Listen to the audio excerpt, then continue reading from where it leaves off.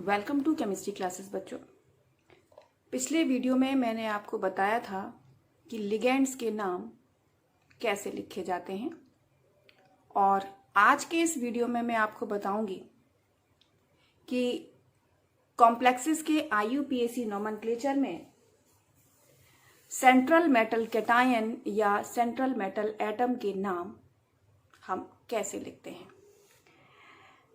Last video में मैं आपको बता चुकी हूं कि जो कॉम्प्लेक्सेस हैं वो 4 टाइप्स के होते हैं, लेकिन उनमें से मुख्य 2 हम लेते हैं। एक कैटायनिक और दूसरा एनायनिक। कॉम्प्लेक्सेस कैटायनिक हो या न्यूट्रल हो,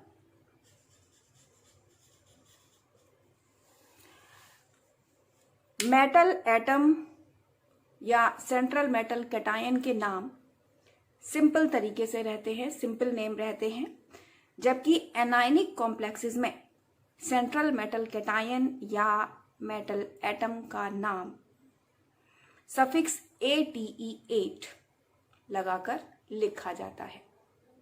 तो आइए हम समझते हैं कैसे। जैसे कॉम्प्लेक्स में मेटल है Fe, तो Fe का नाम हम कैसे लिखेंगे? अगर कॉम्प्लेक्स पार्ट है कैटायनिक या न्यूट्रल, तब Fe का सिंपल नेम होगा आयरन। लेकिन Fe एनायनिक कॉम्प्लेक्स में है, तब इसको हम लिखेंगे फेरेट, ATE8 लगाकर। इसी तरह से कॉपर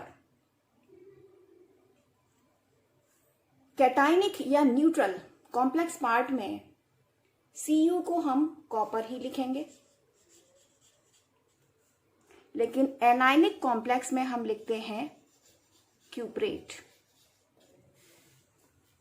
इसी तरह से एल्यूमिनियम, Al एल्यूमिनियम है, कैटायनिक या न्यूट्रल कॉम्प्लेक्स में हम इसको एल्यूमिनियम ही लिखेंगे, लेकिन एनायनिक कॉम्प्लेक्स में हम लिखते हैं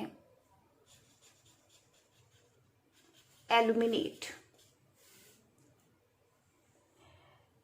इसी तरह Si सिलिकन, कैटायनिक या न्यूट्रल कॉम्प्लेक्स में हम इसको सिलिकन ही लिखेंगे, लेकिन एनायनिक कॉम्प्लेक्स में हम लिखेंगे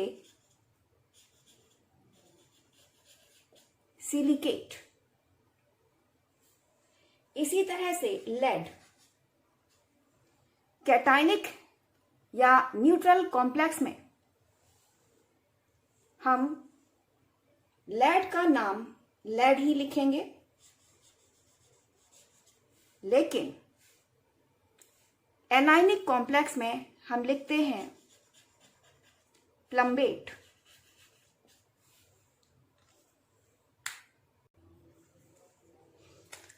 इसी तरह से टाइटेनियम Ti कैटायनिक या न्यूट्रल कॉम्प्लेक्स में हम लिखेंगे टाइटेनियम,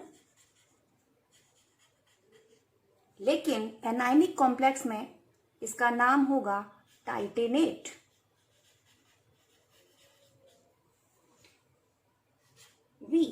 वेनेडियम होता है ये, कैटायनिक या न्यूट्रल कॉम्प्लेक्स में हम वेनेडियम ही लिखेंगे,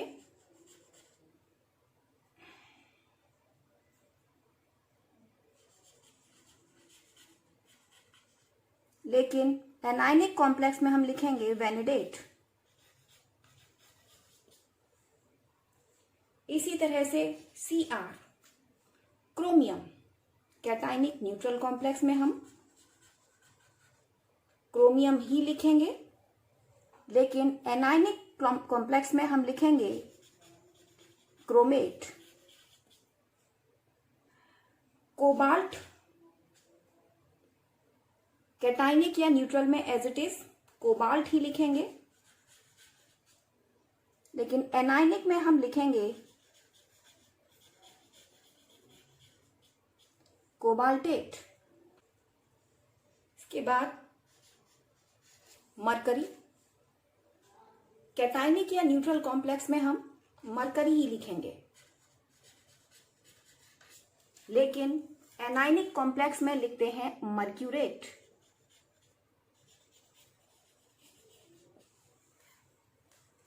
इसी तरह पीटी, प्लेटिनम, यही नाम रहेगा कैटायनिक या न्यूट्रल कॉम्प्लेक्स में, लेकिन एनायनिक कॉम्प्लेक्स में लिखते हैं प्लेटिनेट।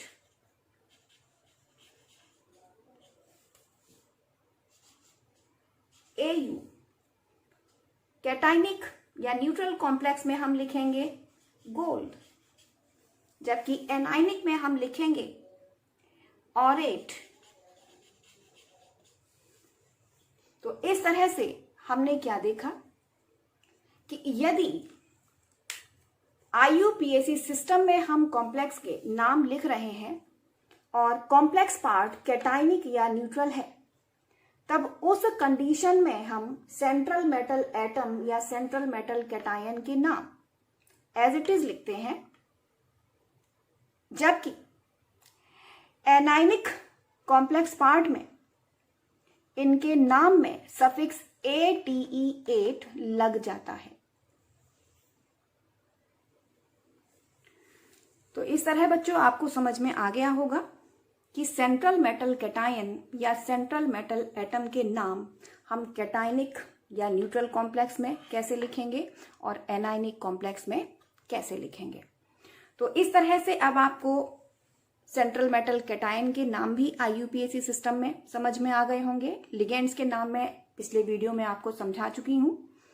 तो अब आप इनको जल्दी से तैयार कर लीजिए, लर्न कर लीजिए, जिससे कि नेक्स्ट वीडियो में जब मैं आपको IUPAC सिस्टम समझाऊं तो आपको आसानी से इनके नाम लिखने समझ में आ जाए। Thank you.